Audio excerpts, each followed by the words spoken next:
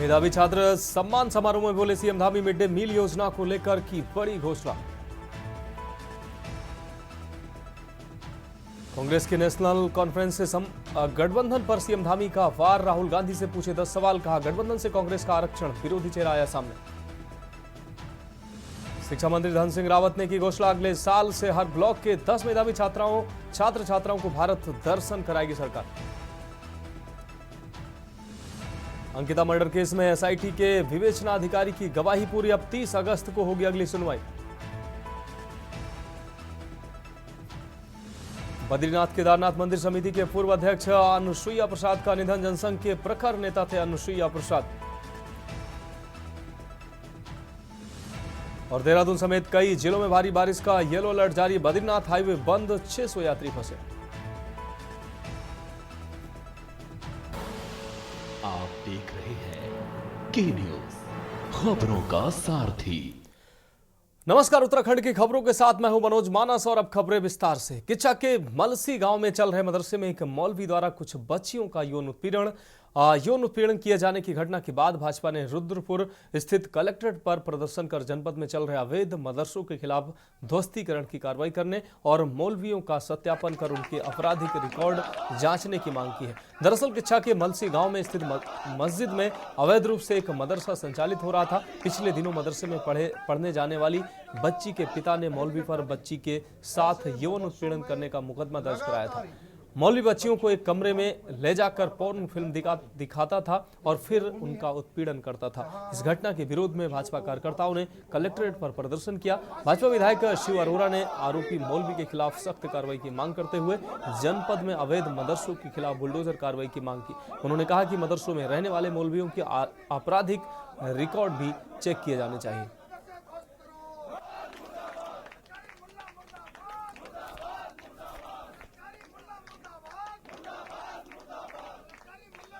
ये मौलवी के जो अपराध के बारे में कौन बोलेगा?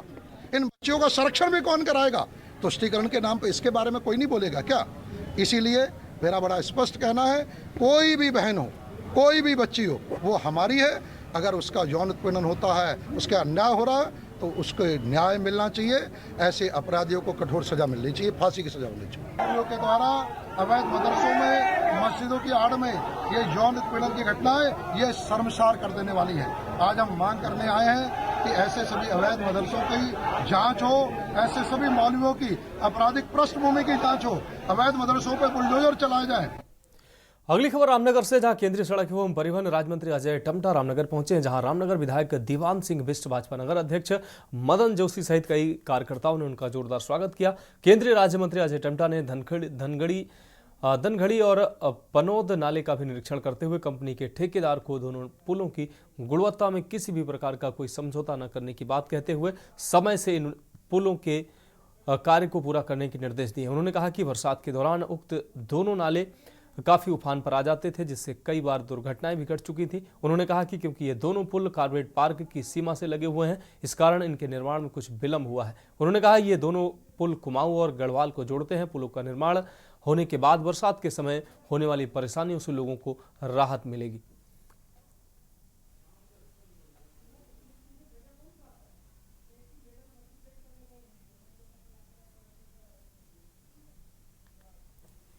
देखिए, आज ये जो हमारे भारत सरकार के माध्यम से स्वीकृत पुल है, पनौत नाला का और धनगढ़ी नाले का, जो लंबे समय तक लोगों का इसमें बड़ी कष्टदायक स्थिति रही। बहुत सारे लोग इसमें रोड मार्ग में दिक्कत के कारण से लोगों की जानें भी गई। और चूंकि ये पहले काम प्रारंभ हो गया था, फिर उसके बाद इसमें एक दिक्कत ये आई कि फिर जिम कोर्ट या हमारे कॉर्बेट नेशनल पार्क वालों ने बोला कि भाई इसमें हमको एलिफेंट कॉरिडोर है। तो इसके लिए फिर बहुत प्रयास किया। माननीय विधायक हमारे रामनगर और हमारे सल्ट के विधायक जी ने लगातार दिल्ली में आए, हमारे मंत्रियों से मिले, और मंत्रियों से मिलने के बाद इसका रिवाइज एस्टिमेट बना, और जो कि 27 करोड़ के 2 रिवाइज एस्टिमेट बने, पनौत नाला का और धनगढ़ी नाले के। इस काम की जो स्टार्टअप है वो हमारे 7 मार्च 2024 को हमने स्टार्ट किया, और इसको हम 6 सितंबर 2025 को हम इसको पूरा कर लेंगे। कार्य की जो प्रगति अभी है वर्तमान में, तो मैंने वर्किंग डेट से हम पर डे की हमारी प्रगति रहती है। अब बढ़ेंगे अगली खबर की ओर। नैनीताल दुग्ध उत्पादन सहकारी समिति लिमिटेड लालकुआं द्वारा कालाढूंगी में आज एक बृहद दुग्ध उत्पादन ओरिएंटल कार्यक्रम का आयोजन किया गया। आपको बता दें जिसमें कालाढूंगी कोटा बाग क्षेत्र के लगभग 600 दुग्ध उत्पादकों द्वारा प्रतिभाग किया गया। एवं आपको बता दें प्रधानमंत्री श्री नरेंद्र मोदी की मन की बात के 113वें एपिसोड को सुना। कार्यक्रम में वर्ष 2023-24 का बोनस वितरण कार्यक्रम भी शुभारंभ किया गया। इस अवसर पर संस्था के अध्यक्ष मुकेश बोरा ने बताया कि नैनीताल दुग्ध संघ दुग्ध उत्पादकों की आर्थिक स्थिति को सुदृढ़ करने के लिए प्रतिबद्ध है तथा उत्पादकों की मेहनत का परिणाम है कि संस्था लगातार लाभ अर्जित कर रही है। आज 8 दुग्ध समितियों को लगभग 25 लाख रुपए बोनस वितरित किए गए तथा दुग्ध संघ की ओर से 4 लाख की आर्थिक सहायता वितरित की गई। इस अवसर पर बोरा ने बताया कि दुग्ध संघ इस बार अपने उत्पादकों को 2 करोड़ 1 लाख रुपए का बोनस वितरित करेगा, जो गत वर्ष से 50 लाख अधिक है।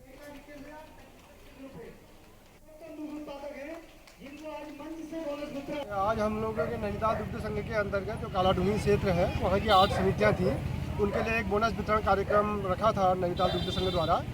क्योंकि नैनीताल दुग्ध संघ की जितनी भी समितियाँ हैं वो बहुत अच्छा कार्य कर रही हैं और नियमित रूप से नैनीताल दुग्ध संघ अपने काश्तकारों को बोनस का वितरण करता है।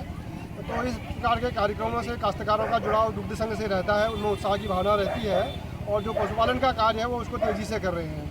अब सरकार द्वारा भी हमारे काश्तकारों को आय बढ़ाने के लिए प्रयत्न किए जा रहे हैं। उनको साइलेज है, दुग्ध मूल्य प्रोत्साहन है, इसमें कई प्रकार की सब्सिडी योजनाएं उन्होंने लागू की हैं हमारी सरकार द्वारा। आज जो नैनीताल दुग्ध संघ हर वर्ष अपनी 622 समितियों को बोनस बांटता है, उसकी हम कहीं कृष्ण जन्माष्टमी से शुरुआत करते हैं। धारी के कोकिल बना से उसको करा था और आज हमने इसकी शुरुआत कालाढूंगी क्षेत्र की 8 दुग्ध समितियों से कृष्ण जन्माष्टमी के पूर्व संध्या पर इसको करा है। तो अब हम नवंबर तक यानी कि 31 अक्टूबर दिवाली तक पूरे 615 समितियों में जाकर के बोनस वितरण करेंगे। और इसमें सबसे बड़ी बात यह है कि नैनीताल दुग्ध संघ ने पिछले वर्ष से भी अधिक लाभ अर्जित करा है और उसमें जो 1 करोड़ 51 लाख रुपये बोनस हम बांटते थे, माननीय मंत्री सौरभ अगुड़ा जी ने कहा कि भाई आप केवल दुग्ध उत्पादक की चिंता पहले करिए। तो उसमें पहली बार ये हुआ है 75 साल के इतिहास में कि हमने 50 लाख रुपए अधिक दुग्ध मूल्य अंतर बांटते हुए 2 करोड़ 1 लाख रुपए इस वर्ष बांटने का निर्णय लिया है। तो खबरों में वक्त एक ब्रेक का है, जल्द हाजिर होंगे।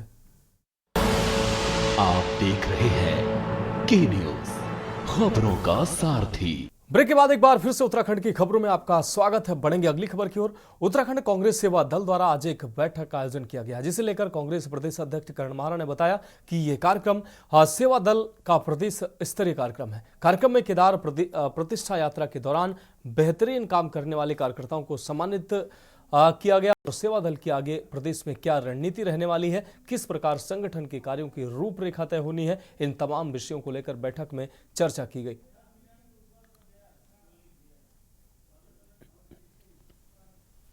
का सेवा दल का आज कार्यक्रम है जिसमें अनेकों मुद्दों पर चर्चा होगी और जो केदार प्रतिष्ठा यात्रा थी उसमें जिन लोगों ने सहयोग किया उनको सम्मानित भी आज हमने सेवा दल के लोगों को किया है।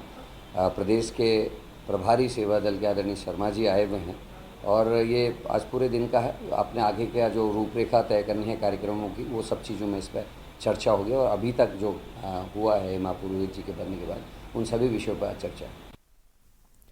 बढ़ेंगे अगली खबर की ओर। पंतनगर थाना पुलिस ने भाजपा नेत्री के बेटे के साथ मारपीट के मामले में अब खुलासा कर दिया। आपको बता दें पुलिस के द्वारा घटना को अंजाम देने वाले 4 आरोपियों को गिरफ्तार किया गया है, जबकि मारपीट करने वाले 5 आरोपी अभी फरार बताए जा रहे हैं। भाजपा नेत्री मधु राय के बेटे पीयूष राय भाटिया पर जानलेवा हमला हुआ था, जिसके बाद पुलिस ने भाजपा नेत्री के पति मनमोहन राय की तहरीर पर मुकदमा दर्ज किया था और मुकदमे की जांच शुरू की थी। रुद्रपुर के एसपी सिटी मनोज कात्याल ने अपने कार्यालय में मारपीट का खुलासा करते हुए बताया कि पंतनगर थाना पुलिस ने पीयूष भाटिया के साथ मारपीट का मुकदमा दर्ज कराया था। पुलिस ने तत्काल मुकदमा दर्ज करते हुए पूरे मुकदमे की जाँच शुरू की थी। अब पुलिस के द्वारा मारपीट की घटना को अंजाम दिलाने वाले विक्रांत फुटेला, अक्षय फुटेला, कपिल हुडिया, विकास गुप्ता को गिरफ्तार किया गया, जबकि घटना को अंजाम देने वाले अविनाश यादव उर्फ छोटू, राहुल शर्मा, हरप्रीत सिंह उर्फ हैप्पी, रिंकू चौहान, पवन शर्मा फरार बताए जा रहे हैं।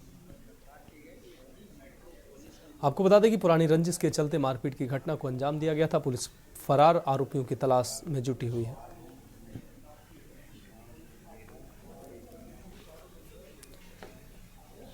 के द्वारा एक तहरीर दे के अवगत कराया गया था कि उनके पुत्र के साथ कुछ लोगों द्वारा बर्बरतापूर्ण मारपीट की गई है। तो इसमें मेडिकल में भी गंभीर चोट होना प्रकाश में आया था। तो उसी आधार पर जो है सुसंगत धाराओं में अभियोग इसमें पंजीकृत किया गया था। तो इसमें इन्वेस्टिगेट करने के बाद जो है 4 लोग जो इस षड्यंत्र में शामिल थे उन लोगों की अरेस्टिंग की गई है और 5 लोग जो मेनली इस हमले में शामिल थे, जो कि सीसीटीवी फुटेज के बेस पे और जो मैनुअल इंटेलिजेंस के बेस पे जिसको हमने आइडेंटिफाई किया है, वो लोग अभी फ़रार हैं। उनकी भी गिरफ्तारी के लिए लगातार हम लोग दबिश दे रहे हैं और वो भी अपनी लगातार जो अपना लोकेशन है, अपनी जो मौजूदगी है वो छुपाए हुए हैं। तो उसमें हम लोग माननीय न्यायालय से भी उनके विरुद्ध गिरफ्तारी अधिपत्र प्राप्त करके अग्रिम कार्रवाई भी उसमें हम करेंगे। अब बढ़ेंगे अगली खबर की ओर। थानों रायपुर के बीच सोडा सरोली का सिरवालगढ़ गांव, जहां 22 अगस्त को बादल फटने से काफी नुकसान हुआ था, जिसमें गांव की पक्की सड़क, पानी की लाइन, खेत और गांव के रास्ते सब तहस नहस हुए थे। आपदा प्रभावित क्षेत्र का भाजपा नेता हिमांशु चमोली ने स्थलीय निरीक्षण करने के बाद तत्काल मुख्यमंत्री पुष्कर सिंह धामी को फोन कर अवगत कराया गया था और गांव के प्रधान से सीएम धामी ने नुकसान की जानकारी भी की थी। उसके तत्काल बाद प्रशासन की टीम गांव पहुंची और युद्ध स्तर पर कार्य शुरू किया। लोक निर्माण विभाग, ऋषिकेश के अधिकारी, सिंचाई विभाग, कृषि अधिकारी के साथ डीएम देहरादून ने प्रभावित क्षेत्र का दौरा कर लोगों से मुलाकात की और तत्काल कार्य करते हुए सड़क, बिजली, पानी की व्यवस्था को सुचारू किया और आपदा प्रभावित परिवारों को आर्थिक मदद देकर उन्हें सहायता प्रदान की। रविवार को एक बार फिर भाजपा नेता हिमांशु चमोली ने गांव में पहुंचकर वहां चल रहे कार्यों को देखा और प्रभावित लोगों से मुलाकात की।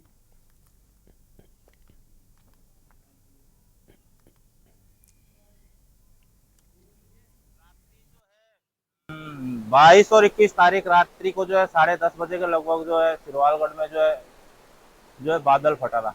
मुझे ग्रामीणों द्वारा जो है रात के जो है 11:30 बजे के लगभग सूचित किया गया कि यहाँ सिरवालगढ़ में जो आपदा आ चुकी है और यहाँ जो कम से कम 15-20 परिवार जो है मतलब डूबने की कगार पे। रात के 11 बजे जब हम आए तो उस समय पानी इतना तेज चल रहा था कि यहाँ पहुँचना हम लोगों के लिए संभव था। तो हम लोग जो रास्ते से जो है वापस लौट गए।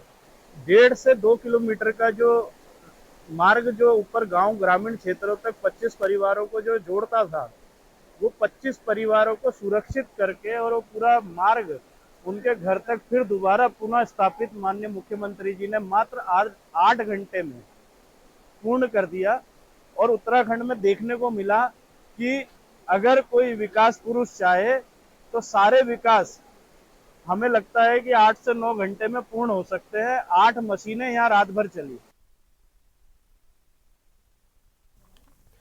रुकेंगे अगली खबर का। नैनीताल में आज 13वीं मानसून मैराथन आयोजित की गई है, जिसमें डीसे मैराथन में दौड़ने के लिए देश विदेश के धावकों के साथ बड़ी संख्या में स्थानीय युवा भी जुटे। रन टू लिव संस्था द्वारा आयोजित मैराथन में मैन, विमेन और वेटरन वर्ग में 21 किलोमीटर के साथ 10 किलोमीटर, 5 किलोमीटर और रन फॉर फन का आयोजन किया गया। हिंदी सिने जगत के अभिनेता हेमंत पांडे ने दौड़ का फ्लैग ऑफ किया। धावकों ने दौड़ पूरी कर स्वर्ण, कांस्य और रजत पदक जीते। 21 किलोमीटर मैन ओपन प्रतियोगिता में पहले स्थान पर पौड़ी गढ़वाल के अरुण पाल, दूसरे स्थान पर हरियाणा के जगत सिंह, तीसरे स्थान पर मुजफ्फरनगर के शिवा कुंडू रहे। जबकि 21 किलोमीटर महिला ओपन प्रतियोगिता में पहले व दूसरे स्थान पर मुजफ्फरनगर की रूबी कश्यप, अर्पिता सैनी ने तीसरे स्थान पर बरेली की रेणु सिंह ने बाजी मारी है। 21 किलोमीटर पुरुष वर्ग में पहले स्थान पर रहे धावक अरुण पाल ने अपनी जीत को अपने विश्वास की सफलता बताया और कहा कि आगे वो बड़े प्लेटफॉर्म में भी बेहतरीन प्रदर्शन करने के लिए तैयारी कर रहे हैं।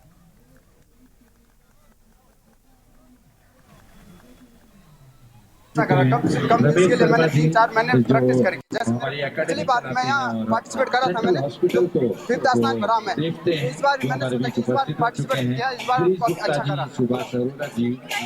ट्रैक तो देखिए थोड़ा हार्ड था, थोड़ा स्वागत अभिनंदन करते हैं। यही कहना चाहता हूँ कि अगर वो रनिंग में करना चाहते हैं तो बहुत अच्छा कर सकते हैं, क्योंकि जो पहाड़ के लड़के होते हैं वो रनिंग में अच्छा कर सकते हैं। जो उनकी नेचुरल पावर रहती है वो यही रहती है। पूरा नैनीताल इसका इंतजार करता है साल भर से इस इवेंट के लिए। और कई ऐसे हमारे प्रतिभागी हैं जो पिछले 13 साल से लगातार इसमें आ रहे हैं और वो कहते हैं कि ये हमारे लिए हिंदुस्तान का सबसे अच्छा और टफेस्ट रूट है। तो हमें खुशी होती है कि हम 13 साल तक सस्टेन कर पाए हैं, क्योंकि नैनीताल ऐसी जगह है जहाँ स्पॉन्सर्स नहीं मिल पाते हैं। तो वो खुशी की बात है कि LIC, HFL और ये सब हमको मदद कर रही हैं और यहाँ होटल एसोसिएशन मदद करता है। नहीं तो चाहेंगे अगर सरकार इसमें पहल करे तो मैराथन आज की डेट में ऐसी चीज़ है जो सिर्फ खिलाड़ियों को ही प्रमोट नहीं कर रही है, वो टूरिज़्म को भी प्रमोट करती है। और मैराथन इंडिया का टूरिज़्म नहीं बढ़ाएगी, यहाँ पे फॉरेन का टूरिज़्म बढ़ेगा।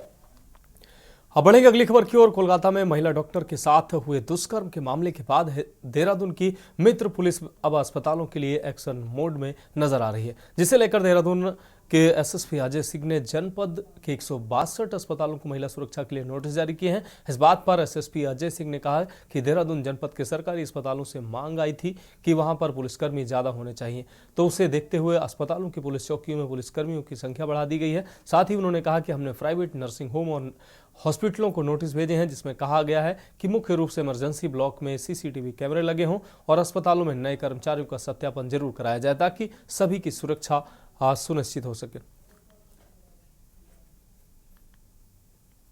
हाल फिलहाल ऐसी घटनाएं प्रकाश में आई थी देश भर में, जहां पर कहीं ना कहीं जो हमारे सरकारी कर्मचारी, खासकर नर्स हैं, डॉक्टर्स हैं, उनकी सिक्योरिटी को लेकर एक इशू हुआ था, कंसर्न बहुत था। और जिसमें देहरादून में भी देखते हुए जो सरकारी अस्पताल है वहाँ पर भी एक डिमांड थी कि सुरक्षा कर्मी और ज़्यादा होने चाहिए। उसको देखते हुए जो यथासंभव था वहाँ पुलिस चौकी में कर्मचारी बढ़ा दिए गए हैं। एक SOP भी इसलिए बनाई गई थी जो पुलिस को करना मैंडेटरी, और साथ ही साथ जो वहाँ के प्रशासनिक जो मशीनरी है उसको भी ज़रूरी है कि CCTV वर्क करे, सुबह एक बार चेक हो जाए। जो भी उनके कर्मचारी, गार्ड या अन्य लोग को एम्प्लॉय करते हैं, टेम्प्रेरी रूप में भी एम्प्लॉय करते हैं, उसका सत्यापन हो जाए, जिससे कहीं कोई उसका कोई क्रिमिनल बैकग्राउंड तो नहीं है। तो इस तरह से व्यवस्था बनाई गई। साथ ही साथ जो हमारे प्राइवेट नर्सिंग होम, चिकित्सालय हैं, उनको भी एक नोटिस सभी थाने से दिए गए हैं, जिसमें 3 चीज़ मैंडेटरी रखी गई कि कम से कम हर जगह की इंपॉर्टेंट जगह की CCTV फुटेज जो खासकर इमरजेंसी की हो, जहाँ कर ऐसी शिकायतें रहती हैं झगड़े की। दूसरा, जो उनके नए कर्मचारी एम्प्लॉय करते हैं या जो उनके एम्प्लॉयज़ हैं, उनका सत्यापन जरूर करा लिया जाए। थर्ड चीज़ है, कहीं भी कोई शिकायत आए तो तत्काल उसको संज्ञान में लाने पर उसका तुरंत अगर पुलिस एक्शन होता है तो कंट्रोल, कोई भी घटना हो जाती है, बहुत विलम्ब से कोई सूचना आती है तो उसमें कार्रवाई करना संभव नहीं हो पाता। तो इस तरह की चीज़ें करके उनको नोटिस दिया गया है कि इसके कंप्लायंस सभी जो संचालक हैं उसको इंश्योर करें, जिससे कि सभी की सेफ्टी एंड सिक्योरिटी वहाँ पर काम करने वालों की बनी रहे। रुक करेंगे अगली खबर का। बागेश्वर के ग्रामीण इलाकों से हत्या जैसी वारदातों में भी लीपापोती करने के आरोप बागेश्वर पुलिस पर अब लगने शुरू हो गए हैं। 2 माह पूर्व भैरू चौबट्टा में दलित युवक मनोज कुमार का शव गाड़ी में मिला था। परिजनों द्वारा हत्या की रिपोर्ट दर्ज कराई गई थी। बागेश्वर पुलिस अभी तक न्यायालय में चार्जशीट पेश नहीं कर पाई है। पीड़ित परिजनों का आरोप है कि पुलिस मात्र 2 दिन खानापूर्ति के लिए ही घटना स्थल पर आई है। परिजनों द्वारा दिए गए आरोपियों के नामों से पुलिस ने कोई पूछताछ नहीं की है। पुलिस की कार्यशैली से परेशान होकर भैरू चौबट्टा गांव के परिजनों ने जिलाधिकारी बागेश्वर अनुराधा पाल से फरियाद लगाई है कि न्याय नहीं मिलने पर आमरण अनशन की चेतावनी भी ग्रामीणों द्वारा दी गई है। लोग उस घटना से शामिल थे, हम सबको गिरफ्तारी में देखना चाहते हैं और फांसी चाहते हैं। जैसे मेरे पति की हत्या की गई, मैं मौत के बदले मौत चाहती हूँ। जब तक मेरे पति को इंसाफ नहीं मिलेगा हम यहाँ अनशन भी कर सकते हैं, हम अनशन में बैठ जाएंगे और अपनी जान भी दे देंगे। कि 29/6/2024 को मेरे पुत्र मनोज की हत्या हो गई थी भैरू चौबट्टा में। तो हमने FIR दर्ज कराई और पुलिस विभाग ने जो उसमें अभियुक्त थे उनको सबको न अरेस्ट करके केवल 2 आदमी को अरेस्ट किया है। कि उसमें अन्य आदमी हैं जो उसी रात को कांड करके भाग गए थे। अगर उन्होंने कांड नहीं किया तो भागे क्यों? और हमने उनका सबका नाम दिया, लेकिन पुलिस विभाग ने उसमें कोई गौर नहीं किया।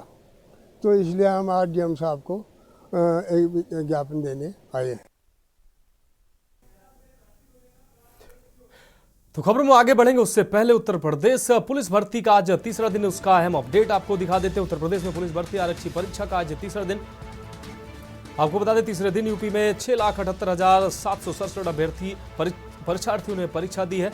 आपको बता दें 9,63,671 अभ्यर्थियों को होना था परीक्षा में शामिल, जिसमें 2,84,904 लोगों ने परीक्षार्थियों ने परीक्षा छोड़ी है। तो यूपी पुलिस भर्ती बोर्ड ने ये आंकड़े जारी किए हैं। इस वक्त की अहम खबर आपको दिखा रहे हैं।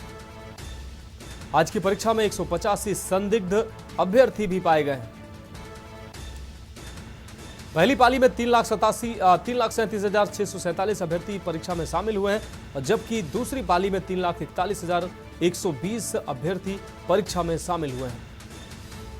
उत्तर प्रदेश में पुलिस आरक्षी भर्ती परीक्षा का आज तीसरे दिन परीक्षा सकुशल संपन्न हुई। तीसरे दिन यूपी में 6,78,767 परीक्षार्थी परीक्षा में शामिल हुए हैं, जबकि 9,63,671 अभ्यर्थियों को परीक्षा में शामिल होना था। इस बीच 2,84,904 परीक्षार्थियों ने परीक्षा छोड़ी है। तो यूपी पुलिस भर्ती बोर्ड ने यह आंकड़े जारी किए हैं। आज परीक्षा में 185 संदिग्ध भी पाए गए हैं। तो यह हम अपडेट अपने दर्शकों को दिखा रहे हैं। पहली पाली में 3,37,667 परीक्षार्थी शामिल हुए, जबकि दूसरी पाली में 3,41,120 अभ्यर्थी परीक्षा में शामिल हुए हैं। उत्तर प्रदेश में पुलिस भर्ती परीक्षा का आज तीसरा दिन और तीसरे दिन की परीक्षा आज सकुशल संपन्न हुई है। इस दौरान आंकड़े ये जारी किए गए। तीसरे दिन यूपी में 6,78,667 परीक्षार्थी कुल परीक्षा में शामिल हुए, जबकि 9,63,671 अभ्यर्थियों को परीक्षा में शामिल होना था। 2,84,900 परीक्षार्थियों ने परीक्षा छोड़ी है। तो खबरों में फिलहाल अभी के लिए इतना ही। मुझे दीजिए इजाजत और आप देखते रहिए की न्यूज इंडिया। आप देख रहे हैं की न्यूज, खबरों का सारथी।